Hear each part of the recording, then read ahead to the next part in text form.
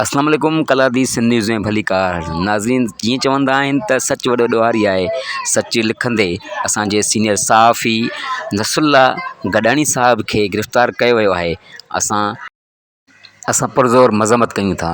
Reporter Bashir Ahmed Kaladi, Kaladi Sindh news. नाहे सूरज में दी लगदी कदे नाहे